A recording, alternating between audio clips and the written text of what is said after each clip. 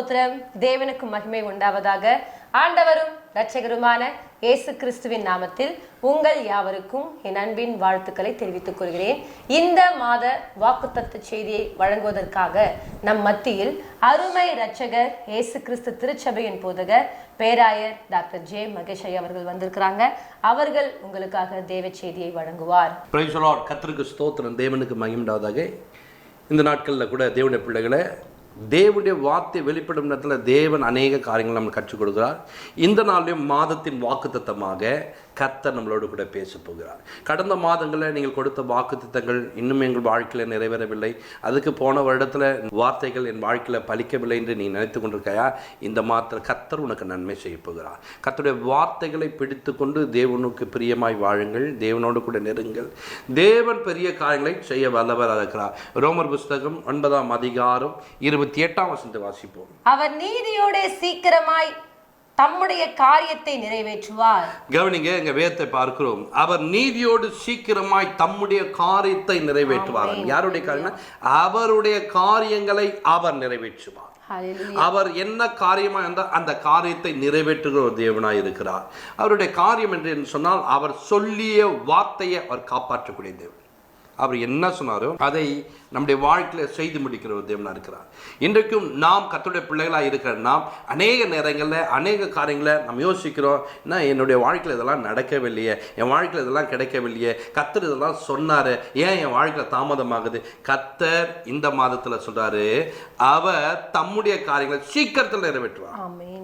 சீக்கிரமாய் நிறைவேற்றுகிற தேவன் நம்மளோடு கூட இருக்கா. அவர் இந்த மாதத்தில் நீ என்ன காரியங்களில் நீ முக்கியத்துவம் கொடுத்தாலும், என்ன காரியங்கள் கேட்டிருந்தாலும், என்ன காரியங்கள் நம்பி கொண்டிருந்தாலும் அதை தேவன் நிறைவேற்றி கொடுக்க வல்லவராக இருக்கிறார். மனிதர்கள் சொல்வார்கள், நான் அதை செய்கிறேன் இதை செய்வேன், செய்ய மாட்டான். ஒரு சிலாம் பொய்யே சேர்ந்துட்டு இருப்பாங்க. ஆனால் நம்முடைய தேவன் இன்றைக்கும் ஜீவிக்கிறவராக இருக்கிறார். அவர் நீதி உள்ள தேவனாய் இருக்கிறார். அவர் நீதி நிமித்தம் உனக்கு நன்மை செய்வார். அவர் நீதியோடு உன்னிடத்துல வரப்போகிறார். உனக்கு சொன்னதை அவர் நிறைவேற்றுகிற ஒரு தேவனாய் இருக்கிறார். என் காரியத்தை அவர் நிறைவேற்றுவார். என்னுடைய காரியங்களை அவர் என்ன பண்ண போறாரு? நிறைவேற்ற வல்லவராக இருக்கார். எத்தனை வாக்குத்தத்தம் கொடுத்து என் வாழ்க்கையில் பலிக்கவில்லை என்று சொல்ற இந்த மாதத்துல நான் நிறைவேற்றி கொடுப்பேன், நான் நிறைவேற்றி கொடுப்பேன் என்று சொல்றார். உனக்கு நிறைவேற்ற அவர் வல்லவராக இருக்கிறார்.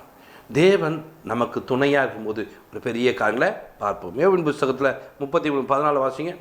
தேவன் ஒரு விசை சொல்லி இருக்கிற காரியத்தை இரண்டாம் விசை பார்த்து திருத்துகிறவர் அல்லவே. தேவன் ஒரு விஷயம் ஒரு காரியத்தை சொல்லிவிட்டு ரெண்டாம் டைம் அதை திருத்துகிற தேவன் அல்ல. ஒருவரை நான் திருமணம் பண்ணிட்டு கொஞ்ச நேரம் பார்த்து இவரை ஏன் தான் கட்டிக்கணுமோ அப்படின்னு புலம்புற மாதிரி அவர் புலம்புற தேவன் கிடையாது. அவர் எப்படியாப்பட்டவர் என்று சொன்னால் உன் வாழ்க்கையில் உன்னை சொல்லிவிட்டால் அதை செய்து முடிப்பார். கவனிங்க, உன்னை அழைத்தாரா, நீ உண்மையே இல்லைனா கூட உன்னை நம்பி ஒரு பொறுப்பை கொடுப்பார். நீங்க நினைக்கலாம், நான் உண்மையே இல்லை, என்னை நம்பி ஏன் இதெல்லாம் கொடுத்தாரு. உன்னை அழைக்கும் போது அவர் எப்படி பார்த்தாரோ அதே விதமா இப்பொழுதும் பார்த்து கொண்டிருக்கிறார். உன்னை அன்னைக்கு தேடி வந்தவர் எப்படி பார்த்தாரோ இன்னைக்கு அதே மாதிரி தான் பார்க்கிறார். உன் வாழ்க்கையில் நீ ஒன்னா எவ்வளோ தேவனுக்கு விரோதமா குறைவான காரியங்களோடு மாறி இருக்கலாம், ஆனா உன் தேவன் அப்படி மாறாதவர். உன் தேவன் உன்னை நேசித்தவர் நேசித்து கொண்டே தான் இருப்பார். உன் மேல அன்பு காட்டினே இருப்பார். உன் மேல பிரியமா இருக்கிறார். கவனிங்க, இன்றைக்கு நீங்கள் சொல்லுவீங்க, சொன்ன ஒரு காரியங்களை மாற்றிக்கலாம். உனக்கு நான் இவ்வளோ சம்பளம் தரேன் வாங்கன்னு சொல்லி கூப்பிட்டு பாருங்க, உனக்கு இவ்வளோ சம்பளம் தரலாம் பார்த்தேன், ஆனால் நீயும் இந்த வேலையுமே செய்யலை, எதுவும் பண்ணல, உனக்கு இதுவே போதும் அப்படின்ற மாதிரி வைப்பாங்க. ஆனால் நம்முடைய தேவன் அப்படி கிடையாது. உன்னை அழைக்கும் போது ₹1 பணத்தை கொடுப்பார். ஒரு பணம் என்று அழைத்தவர் ஒரு பணத்தை எல்லாருக்கும் கொடுக்கிறார். எத்தனை மணிக்கு வந்தாலும் ஒரு பணம் தான் உனக்கு. அப்படி சொல்லியதை மாற்றிக்கொள்ளாத ஒரு தேவன். அவர் தான் சொல்றாரு, காரியத்தை நிறைவேற்றுவார். அவருடைய காரியம் என்ன? அவருடைய வார்த்தைகளை நீங்கள் பிடித்து கொண்டு வாழும் போது அவர் உனக்கு செய்வேன் என்று சொன்னவர் செய்து முடிக்கிற தேவன். யாக்கோபை பார்க்கும்போது பாருங்க, யாக்கோபோடு பேசுகிறார், நான் உனக்கு சொன்னதை செய்ய வல்லவன், உன்னை கைவிடவே மாட்டேன்.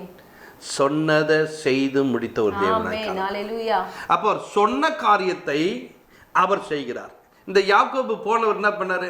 அங்க போய் மாமா வீட்டில் மாமா பொண்ணுங்களை பார்க்குறாரு, அவங்களோட பழகுறார். அவங்களுக்கு ஒரு 7 வருஷம், இன்னொருத்தவங்களுக்கு 7 வருஷம், 14 வருடம் தேவனை கண்டுக்காம இருந்தாலும் சொன்னதை நிறைவேற்றுகிற ஒரு தேவனாய் இருந்தார். எல்லாம் முடிஞ்சு போச்சு. இப்போ அப்பா நான் ஊருக்கு போகணும் பார்க்குறேன், எனக்கு சம்பளமே தர மாட்டாங்க. சம்பளம் தர மாட்டாங்களா? நான் உனக்கு சொன்னேன்ல, நான் நிறைவேற்றுவேன் பாரு, உனக்கு நான் என்னெல்லாம் சொன்னனோ அதை நிறைவேற்றுவேன்னு சொல்லிட்டு நிறைவேற்றி இரு பரிவாரங்களோடு வர வைத்தார். தேவன் சொன்னதை நிறைவேற்றுகிற தேவனாய் இருக்கிறார். அது மாத்திரமல்ல, நம்முடைய தேவன் எப்படியாப்பட்டவர் என்பதை நீங்கள் அறிந்து கொள்ள வேண்டும். ஆபிரகாமோட தேவன் பேசுகிறான். நான் உனக்கு சொன்னேன். என்ன சொன்னாரு அன்று? அங்கே பார்த்தீங்கன்னா சாராளுக்கு கர்ப்பமே செத்து போச்சு. இவர் பாருங்க வயது சென்ற மனிதனாய் காணப்படுகிறார். இவர் இப்படியாப்பட்ட ஒரு மனிதனுக்கு ஒரு பிள்ளை உண்டாகும் சொன்னார். நான் உற்பகாலத்தில் வருவேன். அப்போ வரும்போது என்ன பண்ணுவேன்? சாரா ஒரு பிள்ளையை வைத்திருப்பான் சொன்னாரா? சொன்னதை கர்த்தர் நிறைவேற்றுகிற தேவனா இருக்கிறார். அங்க பிள்ளையே பிறக்கல, உன் சந்ததி 400 வருஷத்துக்கு முன்னாடி அடிமைகளாக இருக்கும் என்று அங்கே பாருங்க ஈசாக்கை காணும், யாக்கோபை காணும். அந்த பக்கம் பார்த்தீங்கன்னு வச்சுங்களேன், அதுக்கடுத்த சந்ததிலாம் என்னன்னே தெரியல அவருக்கு. ஆனால் அப்படி இருக்கும்போது சொல்றாரு, உன் சந்ததி 400 வருடம் அடிமைப்படும் சொல்லிட்டு. அப்போ ஆண்டவர் என்னன்னா, ஒரு காரியத்தை சொன்னா செய்து முடிக்கிறவர், நிறைவேற்றுகிற ஒரு தேவனாய் காணப்படுகிறார். உங்கள் வாழ்க்கையில் என்ன சொல்லியிருக்கிறோம் அதை செய்வார். அது பாருங்க, ஈசா கிட்ட பேசுறாரு, நீ இங்கே இரு, நான் உன்னை ஆஸ்வதிக்கிறேன்ப்பா. அது சரி, இல்லை நான் எகிப்துக்கு போகிறேன்ப்பா, இங்கே ரொம்ப பஞ்சமாக இருக்குப்பா. உங்கள் அப்பா அப்படி தான் போனார், உங்கள் அப்பா அதுக்கப்புறம் வேதனைப்பட்டார்.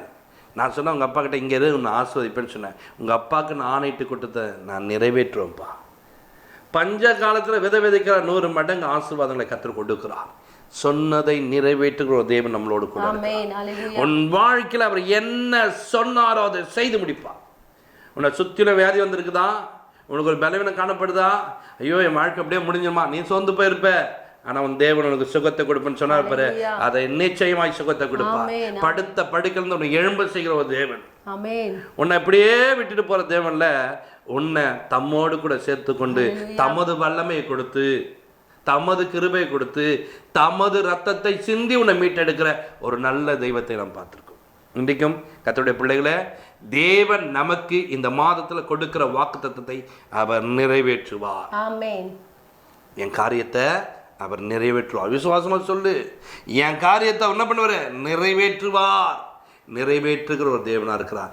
எனக்கு கொடுக்கப்பட்ட ஒவ்வொரு வாக்குத்தத்தையும் அவர் நிறைவேற்ற வந்தவராக இருக்கிறார். சங்கீதத்துல 89:35 ஒரு விசை என் பரிசுத்தத்தின் பேரில் ஆணையிட்டேன், தாவீதுக்கு நான் பொய் சொல்லேன். கவனிங்க, ஒரு விசை என் பரிசுத்தத்தின் பேர்ல என்ன பண்ண? ஆணையிட்டேன். நான் தாவீதுக்கு என்ன பண்ண மாட்டேன்? பொய் சொல்ல மாட்டேன். அன்னைக்கு தாவீது நல்லா துதிக்கிறான், தாவீதோடு கூட நெருங்கினார், தாவீதோடு கூட பழகிறார், தாவீதும் தேவனோடு கூட நெருங்கினார். அதனால ஆணையிட்டார். ஆணையிட்டவர் அவருக்கு பின்வருகிற பிள்ளைகள், பின்வரும் சந்ததிகளை பார்க்கும்போது அவள் அப்படி வாழாமல் போனாலும் சொல்றாரு, தாவீது நிமித்தம் உனக்கு 2 கோத்திரத்தை கொடுப்பேன், சொன்னா அதை நான் செய்வேன், நிறைவேற்றி கொடுப்பேன்.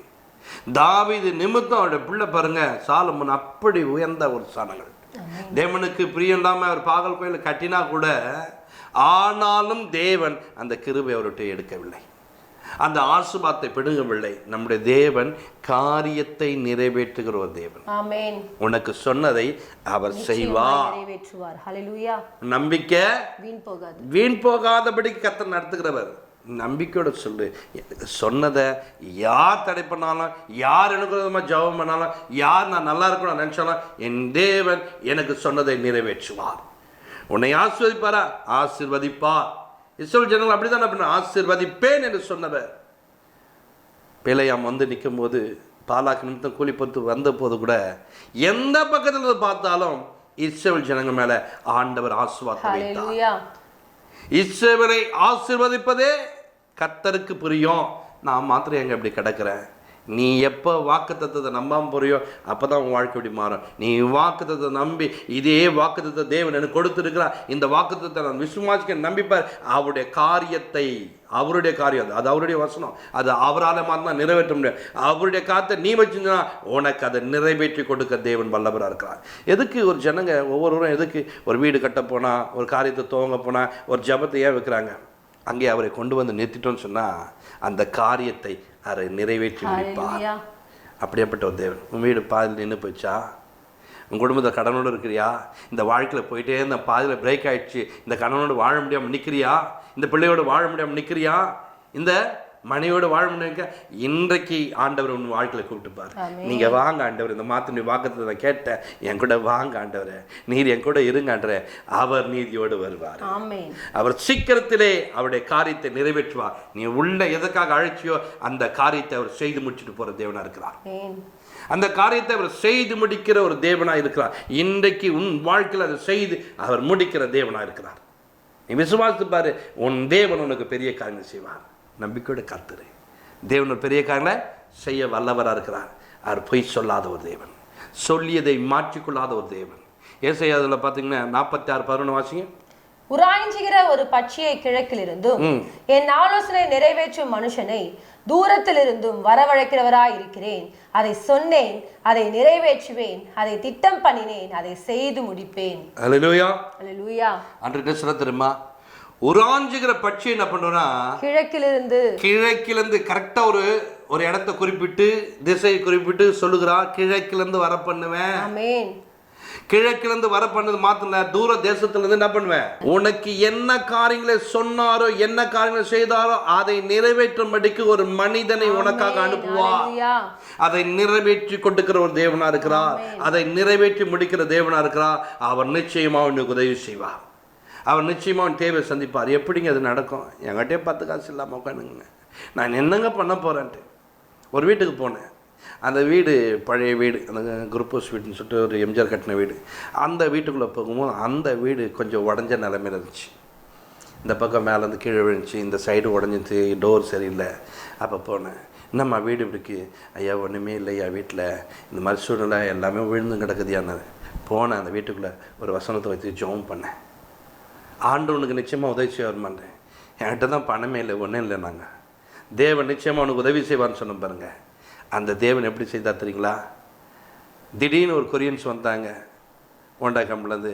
அவர்கள் வந்து அந்த கிராமத்தை தத்தெடுத்து, இந்த கிராமத்தில் எந்தெந்த வீடெல்லாம் உடைந்து காணப்படுதோ அதெல்லாம் நான் சரி பண்ணி கொடுக்குறேன்னு சொல்லிட்டு வந்து பார்த்து, அவர்களே கலவை கலந்து, அவங்களே பூசோலை பண்ணி, எல்லாமே பண்ணி, டைல்ஸ்லாம் போட்டு அழகாக நேர்த்தியாய் பண்ணி கொடுத்து அந்த டோரெல்லாம் ஃபினிஷ் பண்ணி முடிக்க தேவன் கிருபை தந்தார். அதோட முடிக்கல, பெயிண்டெல்லாம் அடிச்சு முடிச்சுட்டு போனாங்க. அவங்க தேவன் பார்த்தீங்களா, இலவசமா நீ சும்மா உட்கார், நான் செய்ய வைக்கிறேன், தூரத்துல இருந்து நான் வர வைக்கிறேன் பாரு. அவன் எங்க இந்த கொரியால வந்து எங்க வந்துக்கிறான் பாருங்க.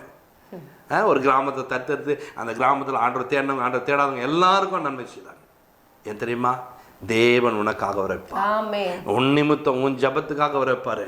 உன் தேவையை சந்திப்பாரு. உனக்கு மாத்திரம் நன்மை நடக்காது, உன் குடும்பம் முழுவதும் உன்னை சார்ந்தவங்க எல்லாருக்கும் கர்த்தர் நன்மை செய்ய அவர் வல்லவராக இருக்கிறார். அவர் தேவையை சந்திக்கிற தேவன். அவர் நிச்சயமாய் உதவி செய்வார். உன் வாழ்க்கையில நிறைவை தேவன் கட்டளையிட வல்லவராக இருக்கிறார். அந்த வார்த்தையை வாசிக்கும் போது பாருங்க, அவர் நான் சொன்னேன், அதை என்ன பண்ணுவேன், செய்வேன், நான் செய்து முடிப்பேன், உனக்கு செய்வேன் என்பதை தேவன் சொல்லியிருக்கிறார்.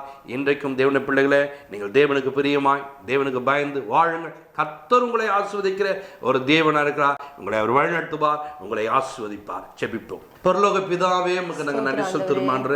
இப்பொழுது கூட ஆண்டவரே, நீர் சொன்ன வார்த்தையை யாரெல்லாம் பிடித்து வைத்துக் கொண்டு ஜபிக்கிறார்களோ அன்றே, எப்போ இத்தனை வருடமா நான் ஜபிக்கிறேனே, இவ்வளோ நாளாக என் கையில் வச்சிருக்கேனே, இந்த வாக்குத்தத்தங்கள் கடந்த மாதத்தில் கூட கர்த்தர் எனக்கு வாக்குத்தத்தம் பண்ணாரே, உன் களஞ்சியங்கள் பூர்ணமாய் நிரம்பும் என்று யாரெல்லாம் அதை பிடித்து வைத்திருக்காங்களோ, தேவனே உம்முடைய காரியம் என்ற நிரப்புவது உம்முடைய காரியம். நீர் இப்போது நிரப்ப மாட்டவர், நிரப்ப போறதுக்காய் ஸ்தோத்திரம். நீ நிரப்பி முடியும். நீ நிரப்பதுக்காய் நன்றி செலுத்துகிறோம். பரிசுத்த ஆவியானவரே, ஒரு விசையாய் மனம் இறங்க மாட்டேற ஜனங்களை ஆசீர்வதித்து உயர்த்தும். இந்த வருடத்துல யாரெல்லாம் என்ன காரியங்களை குறைவாய் காணப்படுதுன்னு நினைக்கிறாங்களோ, இந்த வருடம் எப்படி முடிய போகுதுன்னு நினைக்கிறாங்களோ, அவருடைய வாழ்க்கையில கர்த்தாவே சொன்ன காரியத்தை நிறைவேற்ற ஒரு தேவன் என்னோடு கூட இருக்கிறார் என்பதை விசுவாசிக்கத்த கொண்மா தேவன் நடத்தி ஆசீர்வதிங்க.